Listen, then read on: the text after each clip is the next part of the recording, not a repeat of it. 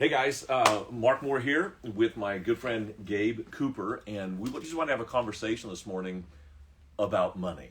And you might not know this at CCV, we actually have a team of people that support families and individuals with financial resources. We're going to talk all about that this morning, but just want to welcome you as one of our kind of content experts when it comes to finances. Yeah, good morning. Again, my name's Gabe and part of the Stewardship and Generosity team.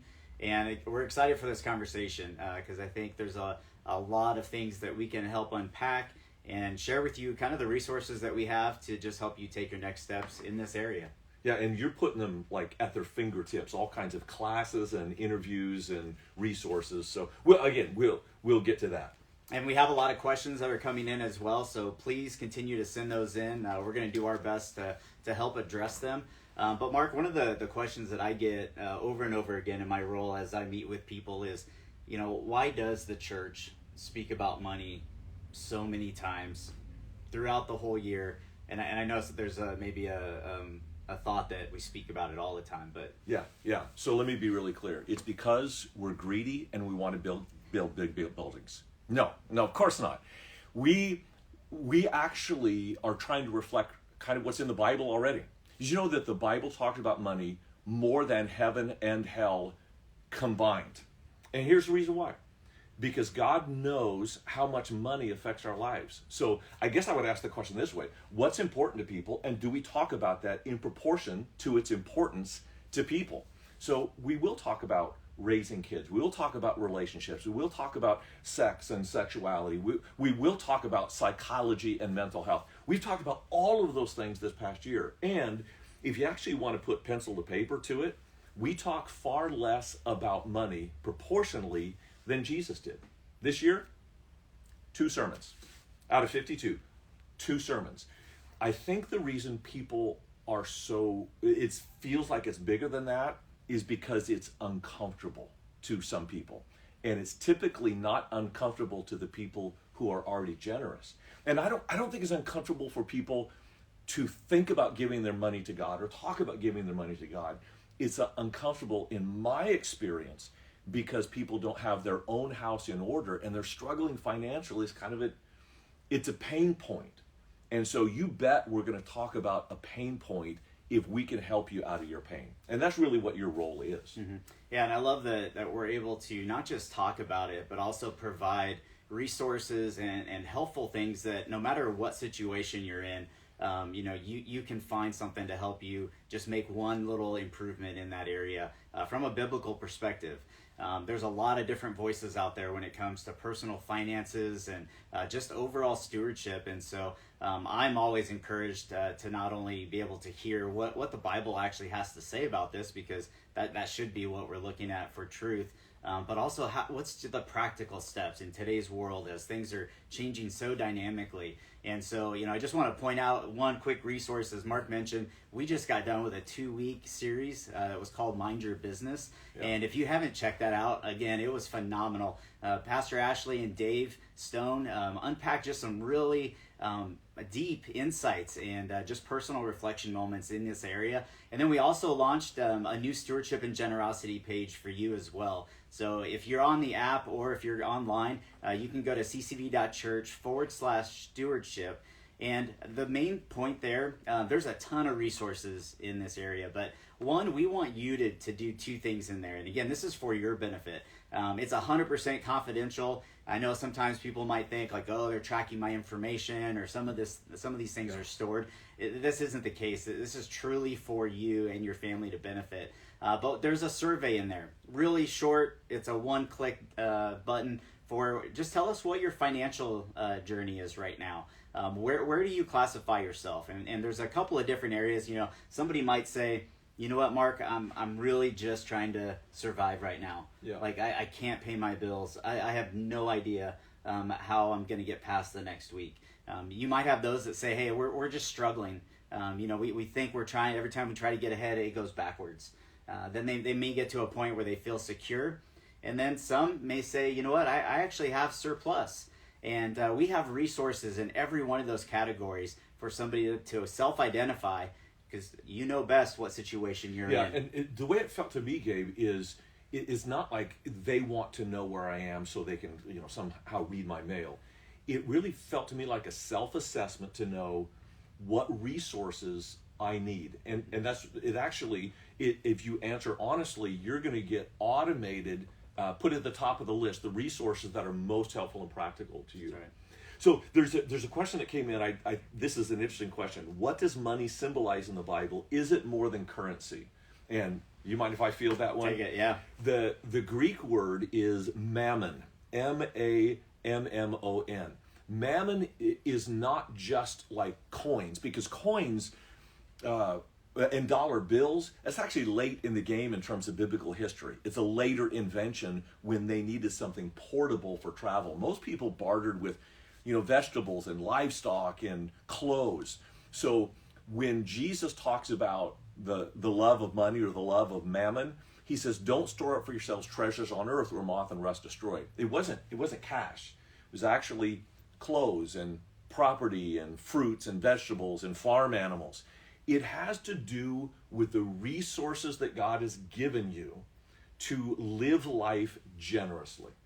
So that would be my kind of short answer. Yeah, and one of the verses that we get a lot in some of the financial coaching that, again, takes place on all of our campuses. That may be something, too, that you may not be aware of, but we actually do free financial coaching. And, again, usually they're volunteers or staff that are trained in just kind of a real simple format. It's not an overly complicated process, but it's just to help you kind of identify, again, where the opportunities are to help make some margin within that budget. But one of the biggest things that comes out from that perspective is, where your treasure is, there will your heart be also, Matthew says. And it really identifies itself in the budget.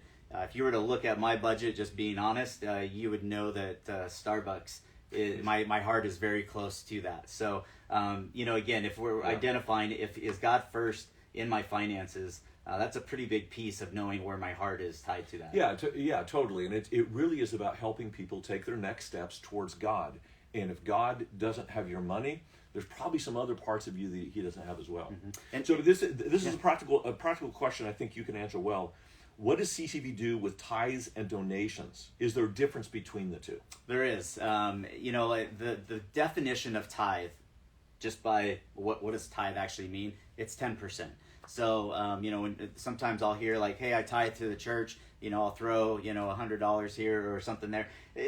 Not really tithing, but again, it's giving back to the church. So a tithe is 10%, that easy. What CCV does with it, there's actually an annual report that was just published, and we'll provide the links for that as well. But it's super helpful. Again, I've been coming here for more than 20 years, and what I really appreciate, not only the integrity of our leadership, but the transparency that they provide as well on where everything goes. And I can tell you, being on staff as well, I know how much just good stewardship is done from the leadership level, from the tithes and generosity of our church. And, some people may not know this, but actually 11% of our budget goes to missions and benevolence. Right. So we're not just asking people to follow God's principles of tithing.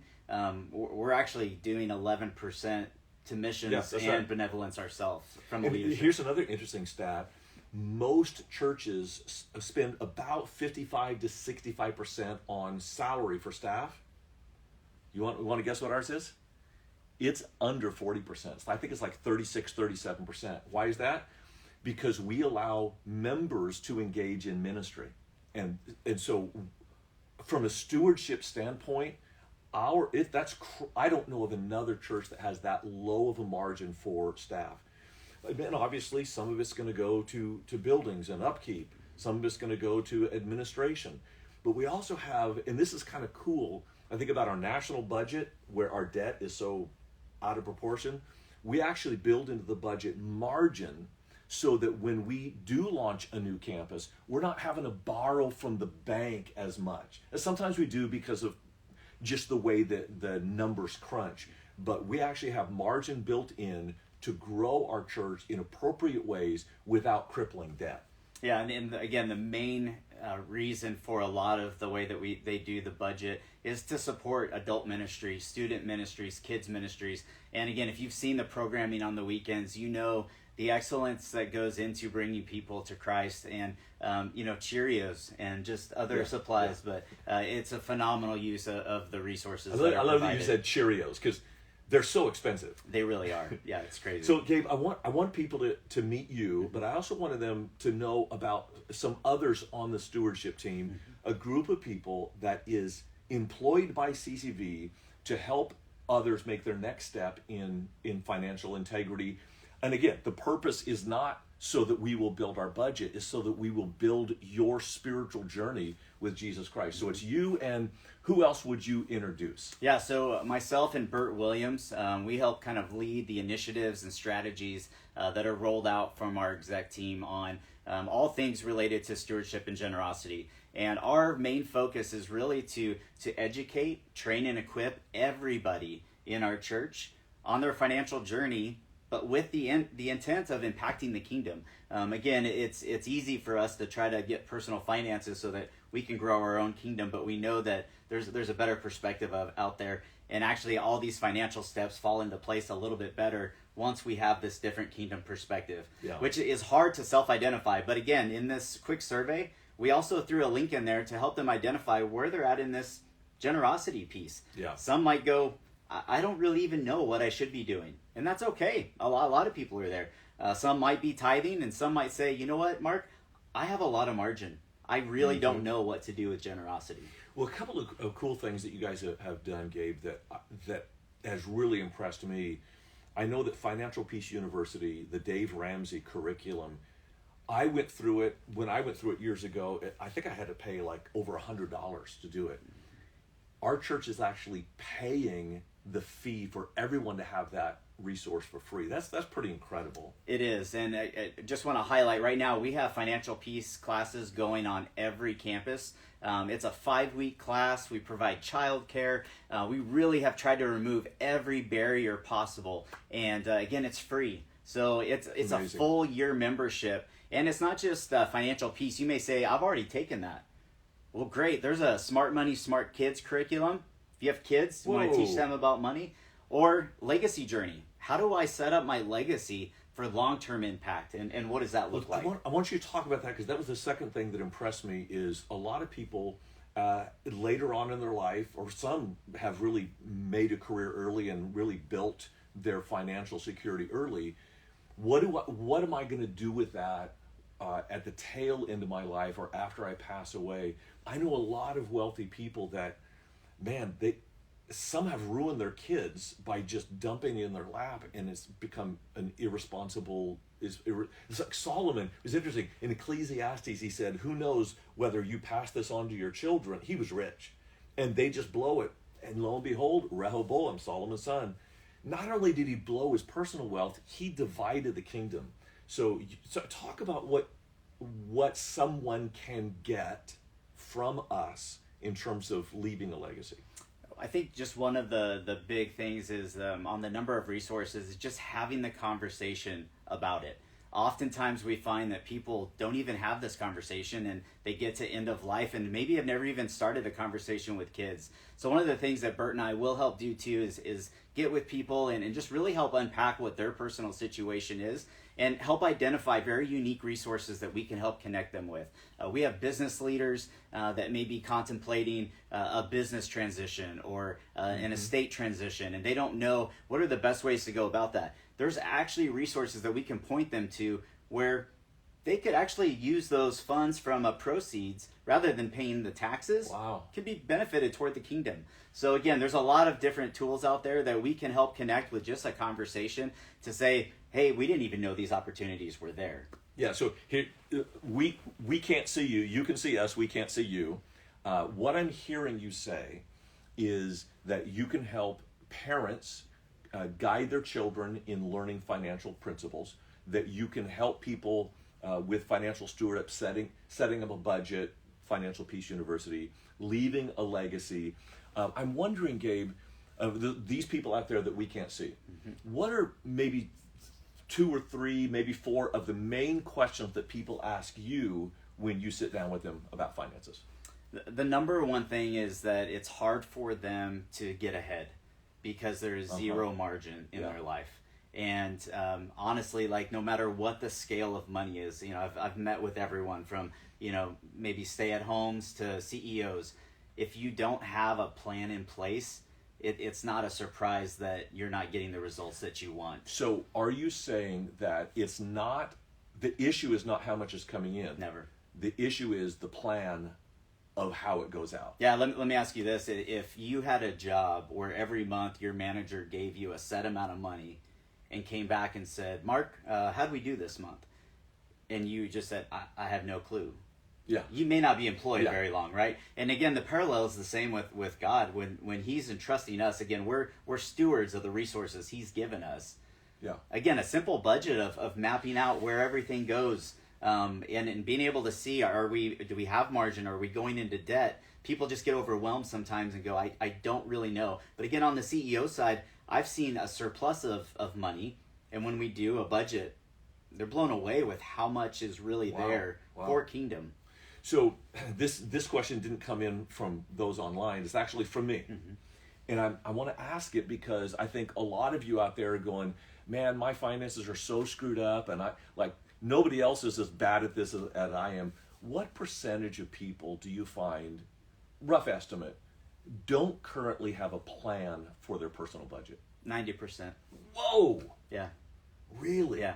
So if someone is watching right now, they're driving down the road, watching Instagram Live, hands on the wheel, or they're looking in the mirror, getting, putting makeup on, and they're thinking, well, this is a good conversation, but you're telling me that 90% of people could actually pretty quickly have some major changes positively in their finances. Mm-hmm.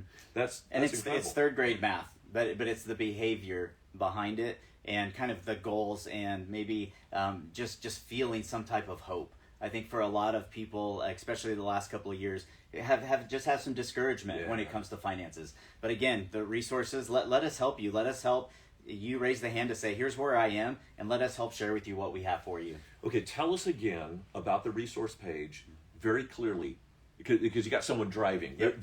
They have to be able to hear it and remember it. How do I get to the resource page, and then what's on that? 2 or 3 big bucket items that will help me. So a couple of ways. One, if you have the app, click on the app. It's in the very top tile. You'll go starting point, and then it's right there, Stewardship and Generosity. Okay, I'm going to do this right now. So I've clicked on the app. Mm-hmm. Good, it let me in. So there it is. Mm-hmm. There's the app, and you're saying starting point over. Starting point over. And there it is. There it is.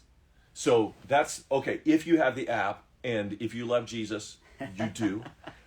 So starting point, slide over. There it is. Okay. What about if they're using? Yeah. If you online? just want to go online, again, it's ccv.church/stewardship, and again, you're going to see all the resources that are laid out there. It's very, very easy to navigate, whether you're on your phone.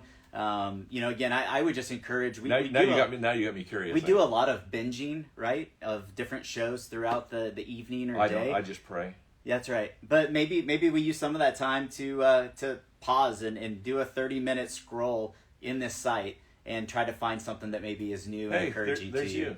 Yeah. Such a good-looking, handsome fellow. Financial health spectrum, financial health assessment. Okay, so that's what you're talking about earlier. Correct. Is that little rainbow sticker there. Mm-hmm. Step 1, financial health, surviving, struggling, stable. Cool. Yep. Stewardship journey. Man, this is pretty clean. It's really clean. We do have a question that just popped in here. Some of the resources on the page, do they cost money?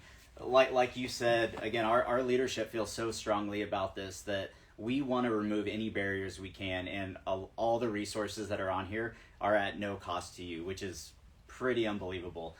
The investment that's made for Ramsey Plus and that suite for our people to have. Also, the Right Now media resources. There's a ton of really great biblical content, and we wanted to make it as easy as possible. But if you're like, what does CCV believe about money?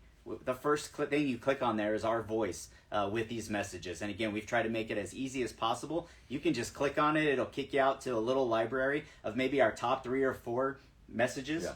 And it's pretty easy. This thought just struck me. We asked earlier, when people give to CCV, what does it go to? This is one of the things. Mm-hmm. Like, we're paying for you to have financial resources. This year, kids going to high school camp, $50. That's like down from 500 to 50. So guess who's paying for that? You and your generosity in the next generation. Here's a question that's come in. I can't wrap my head around tithing from my already strapped budget. Tips on how to begin. Again, I think that the first step, you've already done it by saying, I don't know how this happens. Just the fact that you're able to have that question, I want to encourage you with that and keep following God's prompting and finding the answer to that question. From a practical standpoint, again, the resources we have to help you kind of unpack your financial package. You may say, again, you have debt, you're drowning, you have no idea if one collector is calling or the other. We can help you get on that plan, but when we do the budget, the first line item on there, it's tithe. Yep. A lot of times the budget's upside down, and we get through it and we look at the bottom and go, there's not much left for God in this month. Yeah. So we can help looking at your budget, maybe identify some areas that can help you reduce some of those costs so that you can be faithful. And again, it doesn't make sense, but if you talk to anybody who has been tithing. I want to ask you a personal question. This, again, is from me, not from online. Keep sending your questions in, by the way, unless you're driving, 10 and 2. Or, no, I guess now it's like 8 and 4, whatever. I don't know, I like 12. Yeah. Well, they say because of the if you get in an accident and the airbag comes off, you should have your hands below. Anyway, that's good. Another helpful life hack right here. Here's the personal question while your questions are coming in. Personal question. When did you first tithe? Did you go through part of your life where you didn't? I was very fortunate to have parents that taught this to me at a very young age. And my parents didn't have a lot of money growing up, so it was really maybe more impactful for me because I knew the sacrifices they were really making. Instead of having all the things or instead of going on vacations, I knew how faithful they were to our church. And just seeing that modeled biblically over time made the biggest impact. And the really cool thing too was I saw how generous they were able to be with other people outside of the tithe. Now, you grew up in Central Phoenix? Yes. Okay. Yeah. That again, it didn't make sense from a math perspective. They shouldn't have been able to help people with groceries or a mortgage, but because they were able to steward what they had, they were able to have those opportunities. And again, you can't, generosity has a lot of different layers to it. And, yes, there are good causes, that you can be generous to, using your time, all of that. But, today our focus is primarily on the financial aspect of how to help people have hope in this area. And again, just understanding stewardship. You actually get some pressure taken off of you when you know this is all God's. I think sometimes we can really get wrapped up in if I fail, if I'm not doing good, but this is all God's. And we're just trying to do our best. Yeah, and one of the important theological concepts or biblical concepts about the tithe is it does go to the local church. Mm-hmm. There are other great organizations, and you should give to them above and beyond the tithe. And here's why. I found that when people give to an organization generously, they actually get rewarded. Like their name gets on a plaque and they get on a donors list. When you give to the church, notice there are no plaques on any of our campuses. Because when you give to CCV, there's one person that gets honored, and that's Jesus Christ. Mm-hmm. And so that, for me, that's an important concept. I was going to piggyback off of that. One of the interesting things that comes up in conversation during these coaching sessions is again, it comes down to faith and how much that we can really trust God when he says in Malachi, trust me, test me in this.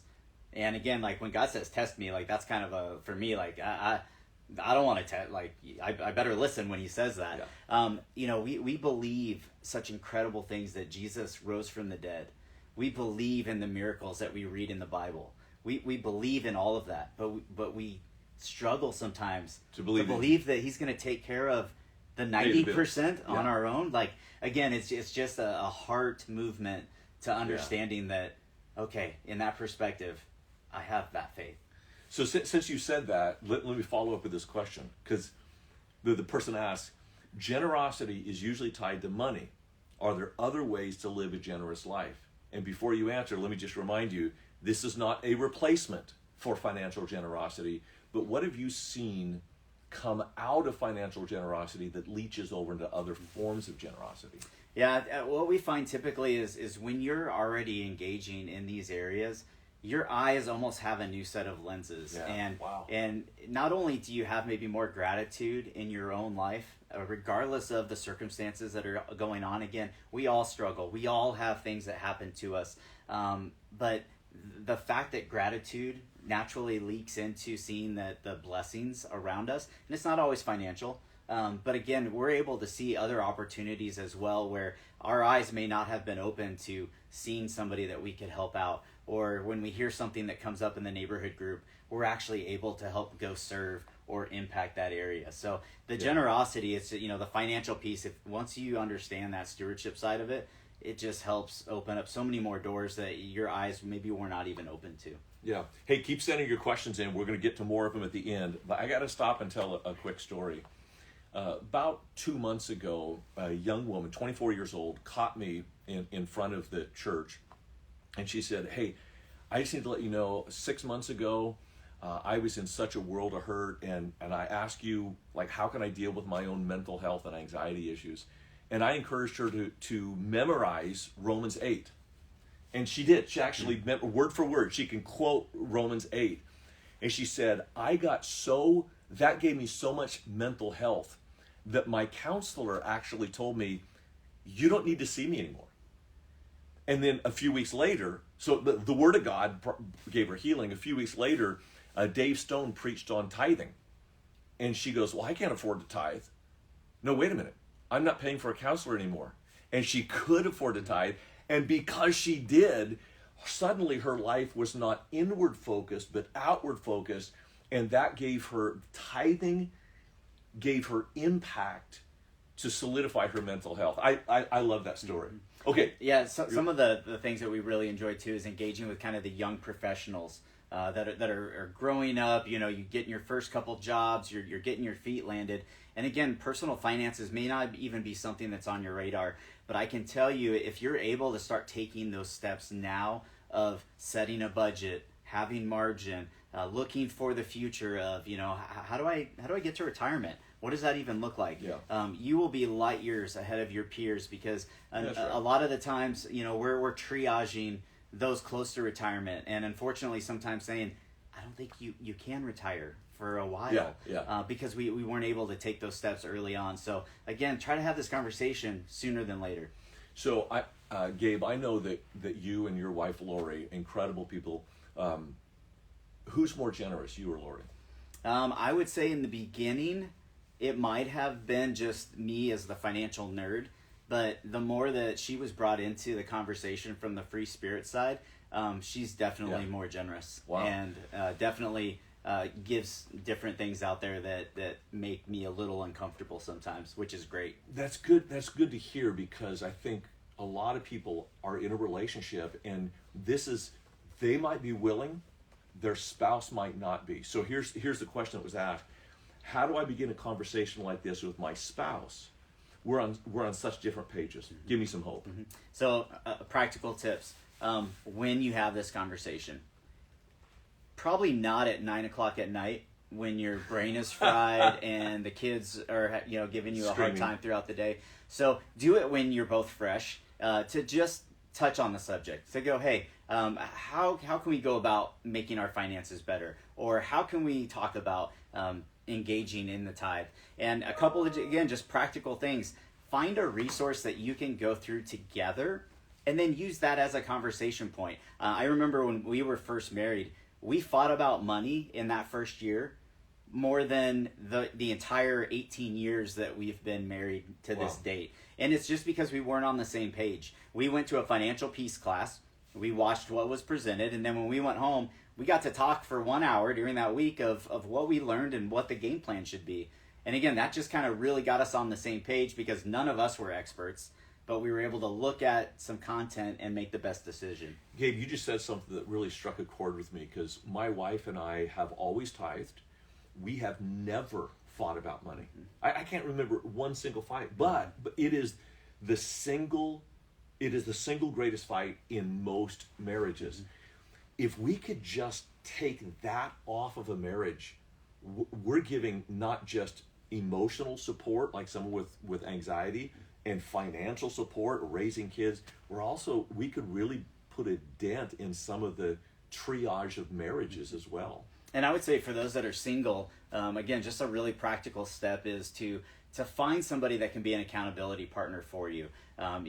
Just give them a call and say, hey, look, here's something that I'm struggling with. I'm actually going to try to get on this plan. Would you help just check in with me? Or if I'm struggling and I'm thinking about making this purchase, would you be open if I just messaged you and said, hey, I need some encouragement today? What would you think about them as a couple rewatching this interview as just a starter kit for a conversation? Mm-hmm. Absolutely. Again, share this with anybody that may come to mind to say that maybe they've reached out for help or maybe they feel overwhelmed. Again, this is our heart and passion behind it, and we have a ministry that is here to serve you. And again, from like even all the way up to a business leader that may not really even know, I'm kind of just going day to day. I don't know how to lead my organization from a biblical Christian stewardship perspective.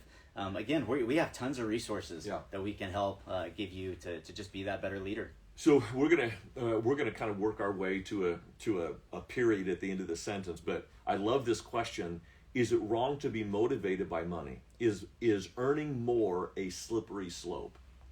I'm gonna answer it for sure, but I want to hear your perspective from the biblical side. Jesus said, "To whom much is given, much will be required. But to the one who has, more will be given." I tell my friends some people have the gift. It's a spiritual gift of making money. I say, if you have a spiritual gift of making money, make a truckload of it and then lead in generosity with it. Mm-hmm. I think the key word in that question too was motivated. I have some friends that are motivated for the kingdom, and they are so fired up to go out there and just crush it in everything that they're doing. And when those dollars come in, they're kingdom dollars. So again, that's their motto. It's all about the motivation behind it, and only you can really wrestle with that. It's a heart thing.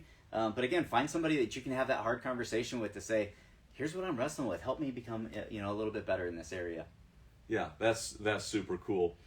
Gabe, I love what you're providing for our church, so thank you. And I want you to know, if you're dipping in here on this kind of conversation, we really do have continued resources for you. And as a church, I know sometimes after a financial series like this 2 weeks that we've just been in, it might feel to you like we're talking about money a lot. We really don't, and I don't think we talk about it.